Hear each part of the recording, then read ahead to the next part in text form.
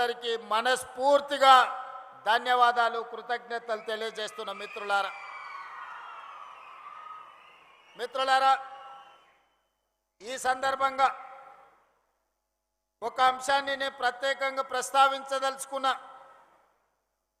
తెలంగాణ ఉద్యమ చరిత్ర తెలిసిన ప్రతి ఒక్కరికి ఈ అంశం తెలుసు. కానీ యువతరానికి కొంతమందికి అవగాహన ఉండొచ్చు లేదా గుర్తు చేయాల్సిన బాధ్యత నా మీద ఉన్నది.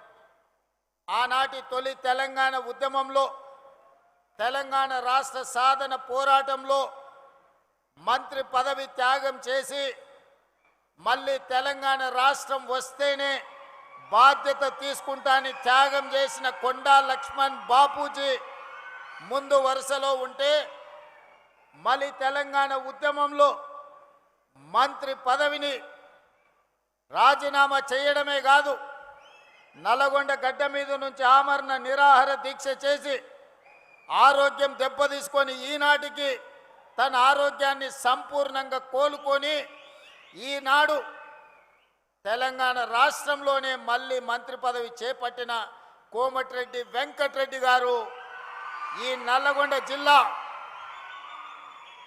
ఆనాడు కొండా లక్ష్మణ్ బాపూజీ గారు భువనగిరి నుంచి ప్రజా ప్రాతినిధ్యం వహిస్తే ఈనాడు నల్గొండ శాసనసభ నుంచి కోమటిరెడ్డి వెంకటరెడ్డి గారు ఆ బాధ్యత నిర్వహించి తెలంగాణ ఉద్యమంలో నల్గొండ బిడ్డలు గర్వంగా తలెత్తుకునే త్యాగం చేసిన నాయకుడు కోమటిరెడ్డి వెంకటరెడ్డి గారని నేను ఈ సందర్భంగా గుర్తు చేయదలుచుకున్నా. మిత్రులారా, బీఆర్ఎస్ నాయకులు పదే పదే చెప్తుంటారు, మేము త్యాగాలు చేసినాము, త్యాగాల పునాదుల మీద మేము అధికారంలోకి వచ్చినామని.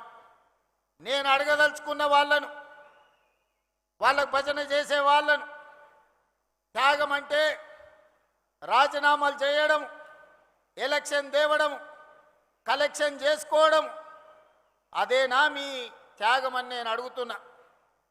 మరి ఒకవేళ త్యాగమే అదైతే 69 తొలి తెలంగాణ ఉద్యమంలో మంత్రి పదవిని త్యజించి చనిపోయే వరకు తిరిగి బాధ్యత చేపట్టని కొండా లక్ష్మణ్ బాపూజీ గారు చేసిన త్యాగాన్ని త్యాగమనాలా, ఏమనాలో మీరు చెప్పండి. మలి ఉద్యమంలో కోమటిరెడ్డి వెంకటరెడ్డి గారు రాజీనామా చేసి తిరిగి తెలంగాణ రాష్ట్రంలోనే మంత్రి పదవి తీసుకున్నాడు కదా, మరి దీన్నేమనాలి? మీరు ఎలక్షన్ కలెక్షన్ సెలక్షన్ మీద తిరుగుతుంటే పదవి త్యాగం చేసి తెలంగాణ రాష్ట్రంలోనే మీరు అండగా నిలబడ్డప్పుడే మంత్రి పదవి చేపట్టిన ఎంకన్న త్యాగాన్ని ఏమనాలి అని నేను అడుగుతున్నా. 100 రూపాయలు పెట్టి పెట్రోల్ తీసుకున్న మీరు 10 పైసల అగ్గిపెట్టె తెచ్చుకొని అగ్గిపెట్టె రావుదే త్యాగమైతే నిటారుగా నిలబడి తెలంగాణ కోసం ఆత్మ బలిదానం చేసుకున్న శ్రీకాంతాచారి త్యాగాన్ని ఏమనాలి? కానిస్టేబుల్ కిష్టయ్య నేల కొరిగిన త్యాగాన్ని ఏమనాలి? ఉస్మానియా యూనివర్సిటీ గేట్లని తన్ని వీర మరణం పొందిన యాదయ్య త్యాగాన్ని ఏమనాలి? ఒక ఈశాన్ రెడ్డి, ఒక వేణుగోపాల్ రెడ్డి త్యాగాన్ని ఏమనాలి? 100 రూపాయల పెట్రోల్ మీద చల్లుకొని 10 పైసల అగ్గిపెట్టె తెచ్చుకొని అగ్గిపెట్టె రావు, నువ్వు 10 ఏళ్ళు మంత్రిగా ఉంటావు, ఆర్థిక మంత్రిగా ఉంటావు, సాగునీటి పారుదల శాఖ మంత్రిగా ఉంటావు, 1000 కోట్ల రూపాయలు నువ్వు దోసుకుంటావు. ఉద్యమం ముసుగులో ఫామ్ హౌస్లో ఉన్న వాళ్ళు అధికారాన్ని చెలాయించి 69,000 కోట్ల రూపాయల అప్పులో ఉన్న తెలంగాణను 8,11,000 కోట్ల రూపాయల అప్పుల ఊపిలో ముంచి ఈ తెలంగాణను శాశ్వతంగా 10 ఏళ్లలోనే 100 ఏళ్లకు సరిపోయే విధ్వంసం చేసిన మిమ్మల్ని ఏమనాలి? మీ త్యాగాలను ఈరోజు తెలంగాణ ప్రజలు ఇంకా భరించాలనా? మీ దోపిడీని తెలంగాణ ప్రజలు ఇంకా సహించాలనా అని నేను అడుగుతున్నా. నేను అడగదలుచుకున్న ఈ వేదిక మీద నుంచి నిన్న మొన్న చూస్తున్నా, ఇద్దరు తొడేళ్లలాక తెలంగాణ మీద పడి తిరుగుతున్నారు.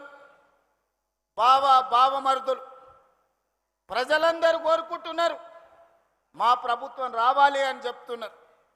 ప్రజలు ఎవరు కోరుకుంటలేరు, మీ కుటుంబం కోరుకుంటుంది. మీ దోపిడీ దొంగతనాలలో మీకు అండగా నిలబడ్డ వాళ్ళు కోరుకుంటున్నారు. ఇవాళ ప్రజాపాలన వచ్చి ప్రజలలో చైతన్యం వచ్చి ప్రజలు సంక్షేమ అభివృద్ధి పథకాలను ఈరోజు అనుభవిస్తుంటే వాటిని చూసి అసూయపడుతున్న వాళ్ళు ఎవరైనా మిమ్మల్ని కోరుకుంటున్నారేమో కానీ ఈ తెలంగాణ సమాజం మిమ్మల్ని మీ కుటుంబాన్ని శాశ్వతంగా సామాజిక బహిష్కరణ చేపట్టినరు.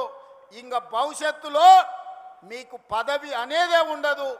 ఏదైనా బీఆర్ఎస్ గురించి మీరు మాట్లాడుకోవాలనుకుంటే మీ గతం గురించి మాట్లాడుకోవాల్సిందే తప్ప మీకు భవిష్యత్తు లేదన్న సంగతి ఈ నల్లగొండ వేదిక మీద వేలాది మందిగా ఈ గ్రౌండ్లోనే కదా ఆ పక్కన గ్రౌండ్లో మా అక్కలు మా సోదరులు ఈ గ్రౌండ్ పిక్కటిల్లేలా నాగార్జున కాలేజ్ గ్రౌండే కాదు అవతలి సైడ్ నుంచి ఆ పక్క రహదారుల మీద వేలాదిగా నిలబడి జేజేలు పలుకుతున్న ఆ ప్రజలు చెప్పుతున్నారు, మిమ్మల్ని ఉప్పు పాతర వేసినాం, మళ్ళా మిమ్మల్ని మొక్క కూడా మొలవనీయమని నల్గొండ జిల్లా ప్రజలు చెప్తున్నారు.